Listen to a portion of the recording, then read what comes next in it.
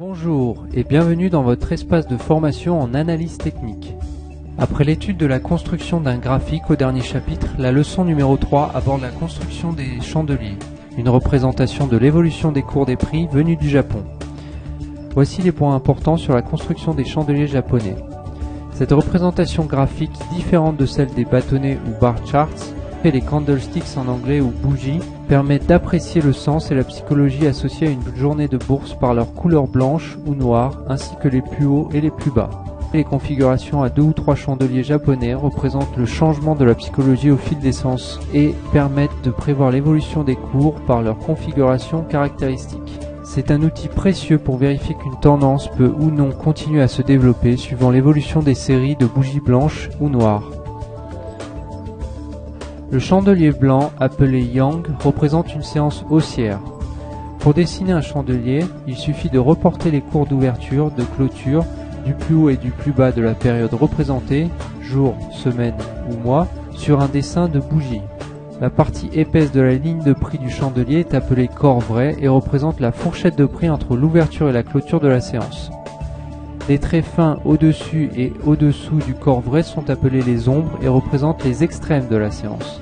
Pour les Japonais, le corps vrai est le mouvement des prix le plus important. Les ombres sont habituellement considérées comme des fluctuations de prix de moindre portée. La représentation d'une séance prend l'apparence d'une bougie avec ses mèches. Le chandelier noir, appelé yin, représente une séance baissière.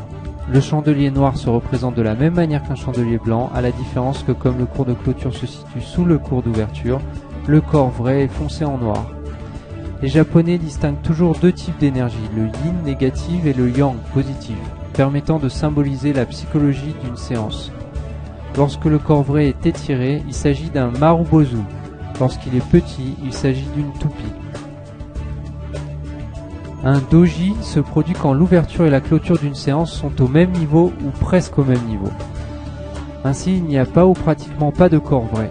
Les haussiers et les baissiers sur la séance se sont donc équilibrés en fin de journée. S'il se produit au bout d'une tendance bien marquée, il constitue donc un signal de retournement de cette tendance.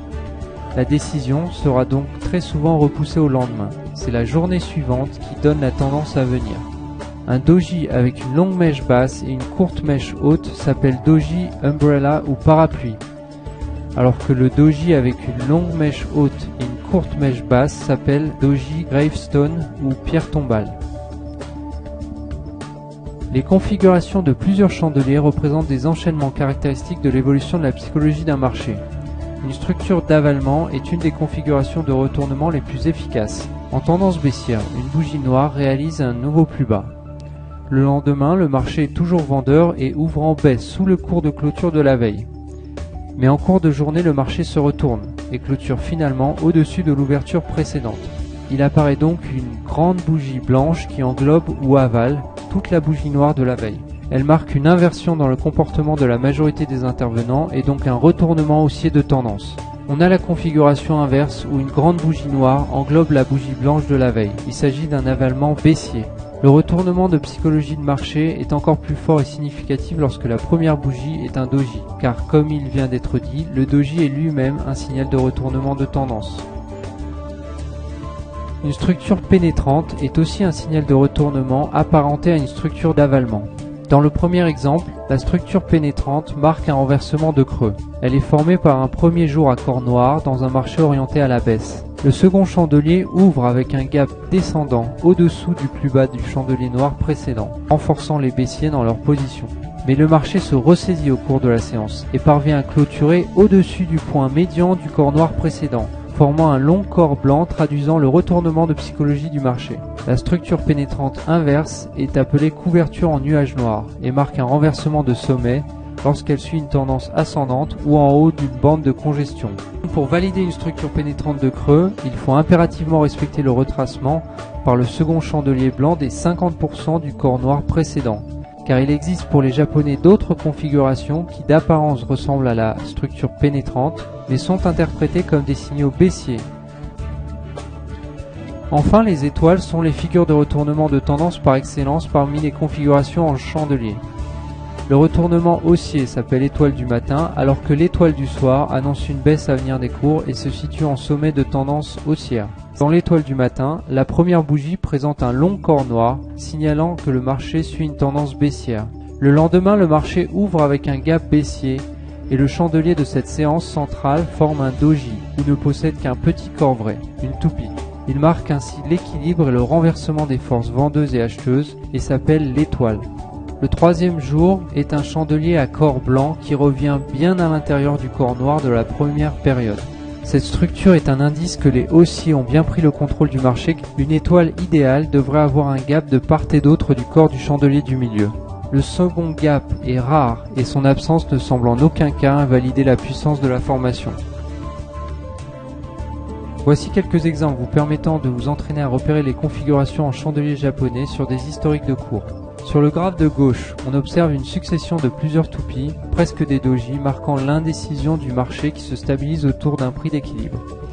Ce n'est que la première bougie d'importance, ici blanche, qui va apparaître à la suite de cette succession, qui signalera une issue haussière à cette phase. Au sommet de la tendance, une structure d'avalement baissier apparaît avec la longue bougie noire qui englobe tout le corps vrai de la bougie blanche précédente. Celle-ci annonce le retournement du marché à la baisse.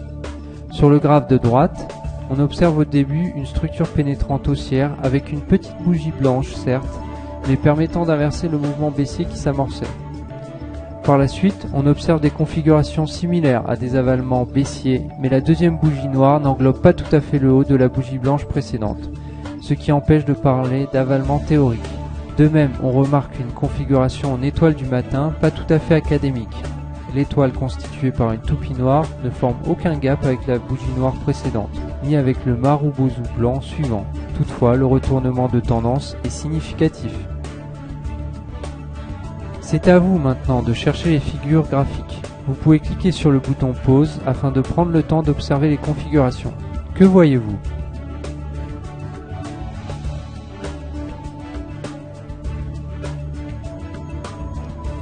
Des doji, des avalements, des structures pénétrantes ou des étoiles ?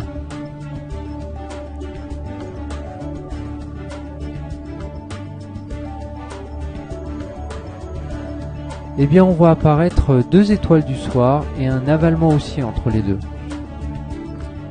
Puis une couverture en nuage noir et un avalement baissier à chaque baisse du marché. À nouveau, ces figures ne respectent pas tous leurs critères théoriques. Encore une fois, l'analyse technique est un art. Les chandeliers japonais ou bougies servent donc à vérifier qu'une tendance peut ou non continuer à se développer. Il s'agit d'une analyse à faire avant chaque prise de décision et que l'on peut faire sur des données hebdomadaires pour avoir une vision de moyen terme. Nous reparlerons de la représentation des cours en chandelier japonais lors des formations suivantes, numéro 12 et numéro 13.